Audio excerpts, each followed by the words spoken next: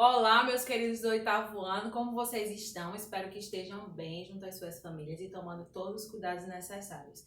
Mas como a nossa vida não pode parar e as nossas aulas também não, aqui estou eu para fazer uma revisão do nosso último conteúdo e também direcionar quais são as atividades que vocês precisarão fazer. Inicio a minha fala dizendo o seguinte, que é muito importante nós estudarmos a língua portuguesa, mas estudarmos e percebermos a sua aplicabilidade no nosso dia a dia. Então, não posso dizer que estudar a língua portuguesa é apenas estudar regras, mas estudar conceitos que se aplicam ao nosso dia a dia e que fazem toda a diferença na nossa comunicação. Alguém lembra qual foi o último conteúdo que nós estudamos? Nós estudamos sobre intertextualidade. E aí, como eu sempre pergunto a vocês, o que essa palavra tem para nos passar? Que conceito ela nos traz? O conceito de intertextualidade é muito importante e é muito comum no nosso dia a dia, porque é quando os textos eles dialogam, eles conversam entre si. E na abertura do capítulo 4, nós percebemos uma comparação bem bacana entre duas obras. Uma bastante conhecida, que é Mona Lisa de Da Vinci, e outra de Maurício de Souza, Mônica Lisa. Percebam que para poder entender a relação intertextual entre esses dois textos, eu preciso ativar o meu conhecimento de mundo. Aquilo que eu sempre falo para vocês. Quanto mais nós lemos, quanto mais nós buscamos conhecimento, o nosso conhecimento de mundo, ele é ampliado e nos favorece na compreensão de tudo que está ao nosso redor. Então, o conceito de intertextualidade, ele é muito importante, mas ele não está presente apenas em obras de arte ou em textos escritos. Na TV, no cinema, em propagandas, histórias em quadrinhos, são meios que nós também podemos encontrar e perceber a presença da intertextualidade. Seguindo nessa mesma perspectiva, vamos relembrar de um estudo comparativo que nós fizemos na nossa última aula entre três textos. Pegando como base o texto original do conto de Chapeuzinho Vermelho, e aí nós podemos relembrar quais são as características, onde a história acontece, quem são os personagens principais. Mas também nós comparamos esse texto original com mais duas versões. Uma história mal contada.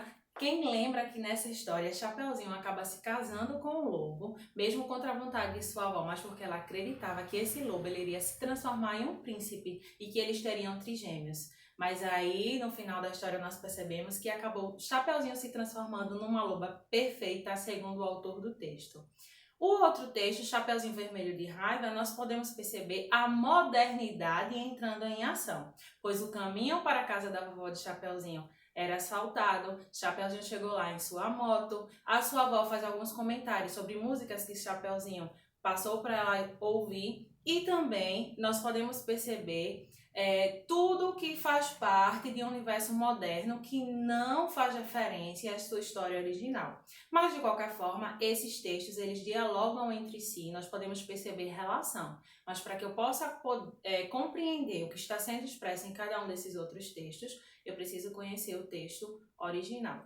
Dentro desse contexto de intertextualidade, tem dois pontos muito importantes que nós precisamos também ter organizados em nossa mente, que é o conceito de paráfrase e o conceito de paródia. A paródia é algo bem comum que nós utilizamos no nosso dia a dia. Quem nunca fez uma paródia de uma canção? E o que acontece quando nós fazemos uma paródia?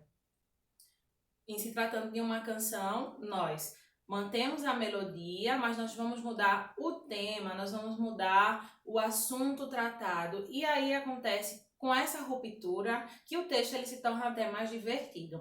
Já na paráfrase, eu vou manter o texto original, mas eu vou buscar outras palavras para tratar do mesmo assunto. Então, gente, são conceitos importantes que nós não podemos esquecer, deixá-los fixados em nossa mente, porque na continuação do conteúdo do capítulo 4, nós vamos precisar ativar esses conhecimentos. Vou deixar mais dois exemplos importantes para vocês, para que a gente possa perceber a importância do diálogo entre os textos. E aí nós temos um texto de Gonçalves Dias, Canção do Exílio, e um texto de Mário Quintana. O texto de Gonçalves Dias diz o seguinte: minha terra tem palmeiras onde canta o sabiá. As aves que aqui gorjeiam não gorjeiam como lá.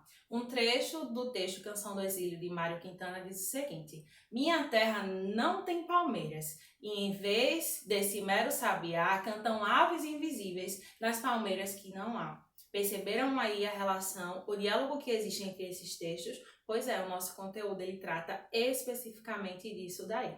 Agora, como orientação para atividade para casa, vocês vão precisar abrir os livros na página 77 e no tópico Interpretando, vocês vão perceber a relação de diálogo que existe entre o texto No Meio do Caminho Tinha uma Pedra, de Carlos Drummond de Andrade, e uma tirinha, certo?